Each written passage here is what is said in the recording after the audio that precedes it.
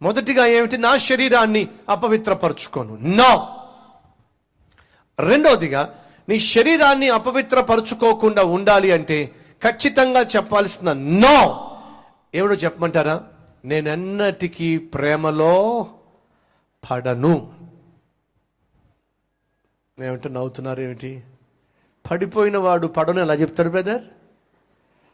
పడిపోయిన వాడు పడను అని ఎలా చెప్తాడు? అలాంటి పడిపోయారా? పడిపోయారేంటి బ్రదర్? దెబ్బలు కూడా బాగా తగిలినాయి.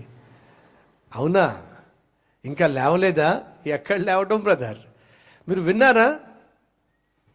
ప్రేమలో దిగారు అని అంటారా? ప్రేమలోనికి ఎంటర్ అయ్యారు అని అంటారా? మరి ఏమంటారు చెప్పండి? చెప్పండి. పడ్డాడు అంటే అర్థం ఏమిటి? ఇంక లేవడు. ఉన్నారా మన మధ్య ఎవరైనా ప్రేమలో పడిన వాళ్ళు, ఆ గోతిలో పడిన వాళ్ళు? ఓ ప్రశ్న వేస్తున్నా.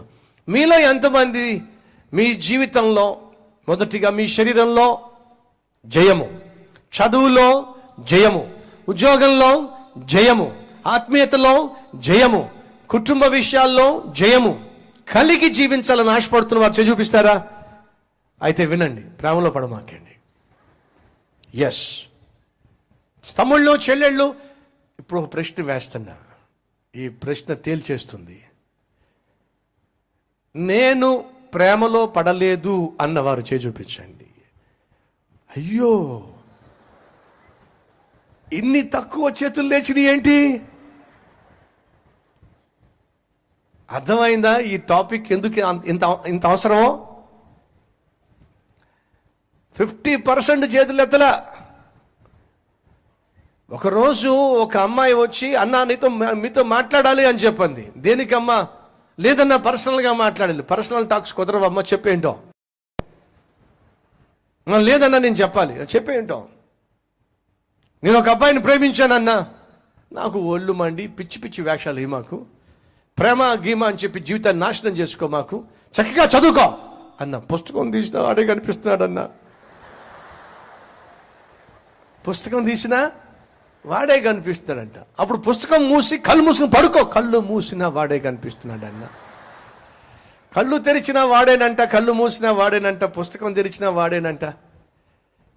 అయ్యయ్యయ్యా, ఈరోజు అనేక మంది అమ్మాయిలు, అనేక మంది అబ్బాయిలు తమ జీవితంలో ప్రేమ అనేది ఏ విధంగా వాళ్ళని ప్రభావితం చేస్తుందో చూస్తున్నారా? ఒకరోజు ఒక అమ్మాయి ఈ బైబిల్ని ఇలా హత్తుకుని ఇలాగే కూర్చుందండి. ఎక్కడ? ట్రైన్లో ఇలాగే కూర్చుంది. మధ్యలో బైబిల్ తెరుచుకుంటుంది, చూస్తుంది, మళ్ళీ మూసింది, మళ్ళీ పెట్టుకుంది. ఎవరైనా చూస్తే ఆ అమ్మాయిని, ఆహా ఎంత భక్తురాలు, బైబుల్ని చేతబట్టి బైబుల్ని గుండెల మీద పెట్టుకుని అలాగే ప్రభువా ప్రభువా స్తోత్రం స్తోత్రం. అవునా? మళ్ళీ ఇలా చూసుకుంటుంది, మళ్ళీ ఇలా పెట్టుకుంటుంది. ఇలా చూసుకునే ప్రక్రియలో అది కాస్త కింద పడింది. ఏది కాస్త కింద పడింది? మీకెలా తెలుసు? అయితే మీరు సామాన్యులు కాదు. మీలో కొంతమంది అంటున్నారు, బ్రదర్ అచ్చు చూసినట్టే చెప్తున్నారే. తీరా చూస్తే ఫోటో కింద పడింది. అయ్యో, గబగబా ఆ ఫోటో తీసి కళ్ళకద్దుకొని మళ్ళీ బైబిల్లో పెట్టుకుంటుంది. పనికి మాలింది. ఇప్పుడు యాక్చువల్గా తాను ప్రేమిస్తుంది బైబిల్ని కాదు, హత్తుకుంటుంది బైబిల్ని కాదు, ఆ పనికి మాలోని. ఆఖరికి ఫోటో కూడా ఉండాల్సిందే. ఈరోజు ఎంతమంది అబ్బాయిలు అమ్మాయిలు సెల్ ఫోన్లో వాడి ఫోటో, వీడి ఫోటో. వాక్యానికి చోటు లేదు, పరిశుద్ధతకు చోటు లేదు. జీవితాలతో ఆటలాడేటటువంటి పనికి మాలినటువంటి వారికే సమస్తం అన్ని విషయాల్లో చోటు. ఆ అమ్మాయి వచ్చి అంటుంది, అన్న నేను కళ్ళు మూసిన వాడే కనిపిస్తున్నాడు, పుస్తకం తెరిచిన వాడే కనిపిస్తున్నాడు, కళ్ళు తెరిచిన వాడే కనిపిస్తున్నాడు. నేను చెప్పాను, అమ్మ నీ జీవితం నాశనం అయిపోతుంది. ప్రేమ గీమ అని చెప్పి ఈ వయసులో నువ్వు ఈ విధంగా నీ జీవితాన్ని నాశనం చేసుకోవడానికి వీల్లేదు అని గడ్డి పెట్టి పంపించేశా. ఇంతకీ ఆ అమ్మాయి చదువుతుంది. వెళ్ళి చదువుకో అని చెప్పి పంపించేసా. ఇంతకీ ఆ అమ్మాయి చదువుకుంటున్న చదువు ఏంటి తెలుసా మీకు? 8th క్లాస్ అండి. ఏ class? 8th class. 8th class అమ్మాయి అట. ప్రేమంట వాడు లేకపోకుండా ఉండలేదంట. ఈరోజు సైతాను ఏ రీతిగా చిన్న వయసులోనే, చిరు ప్రాయంలోనే అబ్బాయిలను అమ్మాయిలను ఎలా ప్రభావితం చేస్తాడో ఒక ఎగ్జాంపుల్. ఈరోజు మీలో ఎవరైనా జీవితాన్ని నాశనం చేసుకోవాలనుకుంటున్నారా? సమయాన్ని నాశనం చేసుకోవాలనుకుంటున్నారా? చదువును నాశనం చేయాలనుకుంటున్నారా? తల్లి యొక్క తండ్రి యొక్క గౌరవ మర్యాదలను బజారు కీర్చాలనుకుంటున్నారా? ఉద్యోగము సద్యోగం లేకుండా రోడ్ల మీద గాడిదలాగా తిరగాలనుకుంటున్నారా? అవును అన్నవారు ఉన్నారా? ఉంటే ప్రేమలో పడండి. ఎందుకని? ఇంకా ప్రేమించేవాడికి, ప్రేమించేదానికి ఎక్కడ సమయం ఉంటుంది చదవడానికి? ఎక్కడ సమయం ఉంటుంది దేవుని గురించి ఆలోచించడానికి? ఎక్కడ సమయం ఉంటుంది తల్లిదండ్రుల యొక్క గౌరవం గురించి ఆలోచించడానికి? ఈరోజు దయచేసి ఓ తీర్మానం తీసుకోండి. దీని గురించి కొంచెం వివరంగా సెకండ్ సెషన్లో కొన్ని విషయాలు మీతో పంచుకోబోతున్నాం, వీడియోస్ ద్వారా పంచుకోబోతున్నాం. జీవితంలో దేవునికి వాక్యానుసారంగా అంగీకారంగా జీవించాలని నువ్వు ఆశపడుతున్నట్లయితే దయచేసి ఈరోజు ఓ తీర్మానం తీసుకో. ఎప్పటికీ నేను ప్రేమలో పడను, ప్రేమ అనే దాని దగ్గర కూడా రానివ్వను.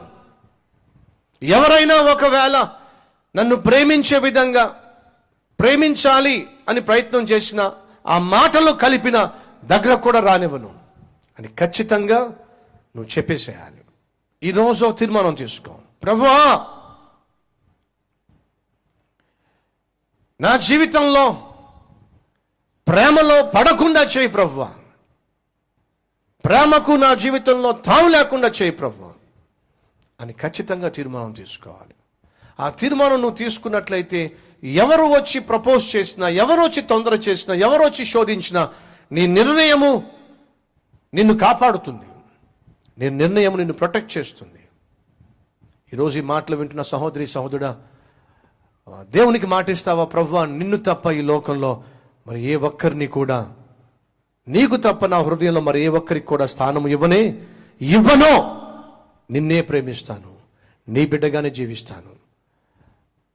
ప్రేమ దోమ దీనికి నా జీవితంలో చోటివ్వను అన్నవారు చేయి చూపిస్తారా? Yes, right, thank you.